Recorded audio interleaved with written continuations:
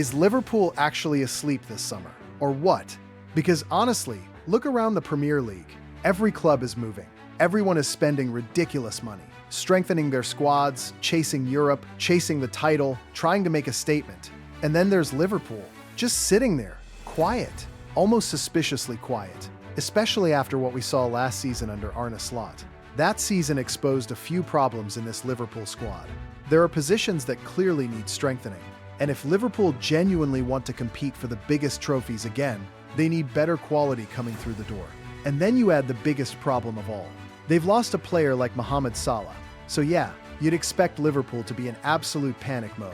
But here's the thing, they're not. Liverpool actually have a very clear plan for this window.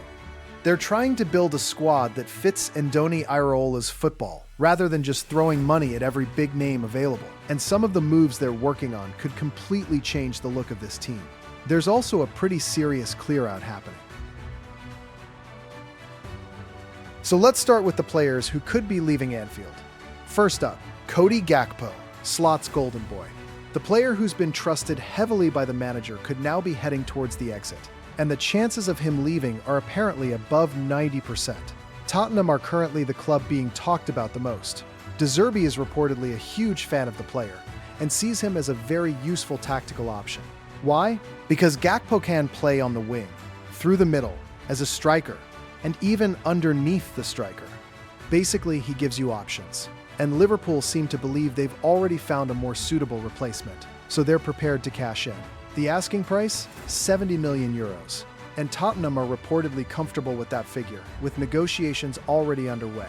Next, Curtis Jones. Honestly, what do you even make of Curtis Jones? 1 week, he looks absolutely brilliant. The next week, you're watching him and thinking, how is this guy playing for Liverpool? There's no real consensus anymore, but there is one thing people seem to agree on. He probably needs a fresh start. His market value is around 35 million euros, but there's only 1 year left on his contract. Liverpool would reportedly accept the first serious offer of around 30 million euros. Several Premier League clubs have shown interest, but Inter Milan are currently one of the biggest contenders. Although, as we all know, getting 30 million euros out of an Italian club can sometimes take about 6 months, so don't expect that one to happen overnight. Then there's Kostas Tsimikas, and this one is interesting. Tsimikas has actually accepted his role as a squad player. He's happy enough to sit on the bench and provide cover. But Liverpool still want another left back. Whether that's because Iraola doesn't fully trust Tsimikas, or because he simply wants genuine competition for the position. Either way, the Greek international could be one of the casualties. He already failed to secure a loan move to Roma, but Liverpool aren't demanding a crazy fee, just 5 million euros. And for that price, you'd imagine plenty of clubs around Europe would be interested. Then we've got Wataru Endo, the Japanese midfielder who sometimes looks like he accidentally ended up at Liverpool. But to be fair to him, he's done a job. He's played in midfield. He's played center back. He's even filled in at right back. He's been useful whenever called upon. But with Liverpool changing the squad and looking towards the future, it's difficult to see him having a major role going forward. So a permanent move makes sense for both sides. The asking price? Around 110 million euros. And there should be plenty of clubs interested in a player with his versatility. Now, let's talk about the arrivals, because this is where things get really interesting. First name, Bradley Barcola. And this could be the statement signing of Liverpool's entire summer. We're talking about a potential fee of up to 150 million euros. 150 million. If that deal happens, Barcola would become the most expensive signing in Liverpool's history. So why would Liverpool spend that kind of money? Simple. They need a world-class winger, but not just any winger. They need someone who can play on either side, attack space, press aggressively, and even operate as a central forward. And Barcola can do all of that. He's rapid, he's technically brilliant, he can beat defenders, he can press, and he knows how to finish. Most importantly, his profile fits exactly what Andoni Iraola wants from his attacking players. And compared to Gakpo, there's a clear difference in quality. Then there's Ibrahim Mbaye. This one is a really interesting gamble. He was reportedly close to joining Aston Villa, but the deal collapsed because of the demands from his mother, who also acts as his agent. Liverpool then stepped in, and they're betting on one of the most exciting young talents in European football. He's only 18. He's quick, he's direct, he's a right winger. He loves taking players on, and despite his age, he's already been involved with the Senegal national team and featured at the last World Cup. The potential is obvious. The reported fee?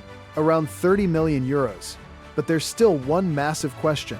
Is Mbaye actually being brought in as Mohamed Salah's replacement? Or is Liverpool still looking for another winger? And that brings us to Daniel Svensson. Remember when we said Liverpool might let Tsimikas go? Well, here's the replacement. Svensson is a Swedish fullback, currently at Borussia Dortmund. He only joined Dortmund a year ago, but Liverpool have been heavily linked with him recently. And Dortmund, as usual, have one simple policy. Everyone has a price. Svensson is excellent going forward, but he's also solid defensively. That means he could provide genuine competition for the starting left-back position. The expected fee? Around 30 million euros. And for Andoni Iraola, that could be a very important addition. But now, we get to one of the most exciting names on the list. Gilberto Mora. We've been hearing about this kid for a while. Every big European club apparently wants him. Some people are already calling him the next Pedri. And after watching him at the World Cup, you can actually understand the hype. The kid is seriously talented. Technically, he's ridiculous. He has the ability to become a top-level player. But at this stage of his career, the most important thing is making the right move. And Liverpool could actually be a very smart destination, especially after the potential departures of Curtis Jones and Wataru Endo. Liverpool needs someone who can play as a midfielder, control the game, but also create chances. Mora fits that profile. And because he's so young, Liverpool wouldn't need to throw him straight into the deep end. He can develop, get minutes, learn from the senior players, and gradually become a major part of the team. He's only 17 years old, yet his market value is already around 25 million euros.